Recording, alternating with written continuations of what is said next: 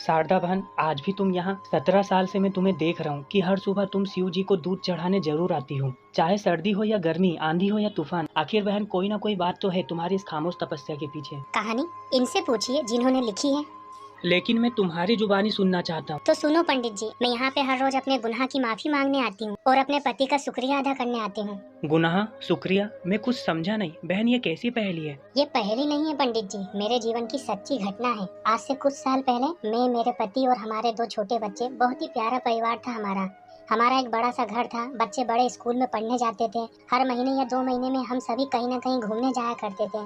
मेरी व मेरे बच्चों की सारी इच्छाएं मेरे पति बहुत ही आसानी से पूरा कर दिया करते थे, क्योंकि वो एक बहुत अच्छी कंपनी में काम करते थे और उनके महीने की जो इनकम थी वो बहुत अच्छी थी, जिससे कि घर के सारे छोटे व बड़े खर्चे बहुत ही आसानी से पूरे हो जाया करते थे। यानी देखा जाए तो हमें कभी भी किसी भी तरह की आर्थिक तंगी का सामना नहीं करना पड़ा और हमारा जीवन बहुत ही अच्छा व्यतीत हो रहा था। और एक दिन की बात है, हमारे घर एक इंश्योरेंस एजेंट आया। फिर मेरे पति ने मुझसे पूछा कि एक इंश्योरेंस पॉलिसी मैं ले लूं, ताकि कभी मुझे कुछ हो जाएगा तो तुम्हें इतने लाख रुपए मिल जाएंगे, जिससे कि तुम सब अपना जीवन बहुत ही आराम से बिता पाओगे। फिर क्या था, उनकी इतनी बात सुनकर मुझे बहुत गुस्सा आया और गुस्से में मैंने अपने पति से झगड़ा भी किया कि तुम कैसे कह रहे हो, मुझे नहीं चाहिए ऐसा पैसा, कि जब तुम ही नहीं रहोगे तो मैं क्या करूंगी ऐसा पैसा, तो मुझे नहीं चाहिए ऐसा पैसा। और फिर मैंने जा करके उस इंश्योरेंस एजेंट को भी मना कर दिया और उसे भगा दिया और उससे ये भी कहा कि आप दोबारा यहाँ मत आना। फिर क्योंकि मैं थोड़ी गुस्सा थी तो मेरे पति ने मुझसे माफी मांगी और मुझसे कहा अब कभी दोबारा ऐसी बात नहीं करूंगा। और फिर हम सभी पहले की तरह ही रहने लगे और हमारे सभी दिन बहुत अच्छे से व्यतीत हो रहे थे, हम सब बहुत खुश थे।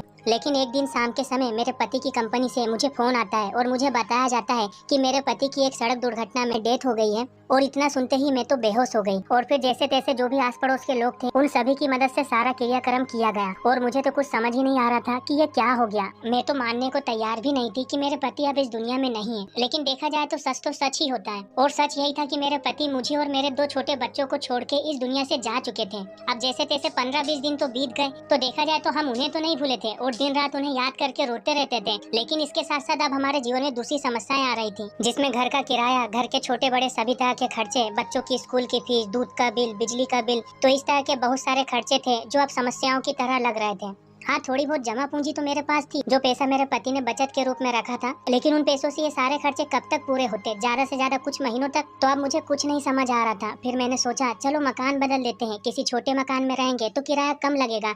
इसके अलावा जो भी छोटे बड़े खर्चे हैं उसमें थोड़ी कटौती कर देते हैं और जो चीजें बहुत ज्यादा आवश्यक है उसे ही खरीदेंगे। इसके अलावा जो बच्चों के स्कूल है क्यों ना उसे बदलवा दिया जाए, ताकि जो स्कूल की फीस है वो काफी कम हो जाए। और अपने लिए कोई काम देख लेती हूँ ताकि कुछ पैसा हर महीने मिलते रहेगा तो ज्यादा समस्या नहीं होगी। और फिर अगले दिन सुबह में तैयार होकर काम ढूंढने के लिए घर से निकलने ही वाली थी कि गेट पर कोई व्यक्ति दरवाजा खटखटाता है और मैं जब दरवाजा खोलकर देखती हूँ तो वही इंश्योरेंस एजेंट था जो कभी पहले हमारे घर आया था। वो नर्म शब्दों में नमस्ते कहता है और घर के अंदर आता है और मुझे एक चेक देते हुए कहता है भाभी जी, उस दिन आपने इंश्योरेंस पॉलिसी के लिए भैया को मना कर दिया था, लेकिन अगले दिन ही भैया ने मुझे फोन लगाकर अपनी कंपनी में बुलाया था और मुझसे एक इंश्योरेंस पॉलिसी ले ली थी। ये उसी का चेक है और भाभी जी ये इतना पैसा है, जो पैसा यदि आप बैंक में भी रखोगे तो इसका जो ब्याज मिलेगा वो इतना मिलेगा जितना कि भैया हर महीने कमा कर लाकर आपको देते थे, जिससे कि घर के सारे खर्चे बहुत ही आसानी से मैनेज हो जाते थे। अब उस एजेंट के द्वारा ये सारी बातें सुनने के बाद मेरी आंखें भर आई और देखा जाए तो ये जो आंसू थे ये दुख के नहीं थे, ये प्यार के व खुशी के थे कि मेरे पति मुझसे कितना प्यार करते थे।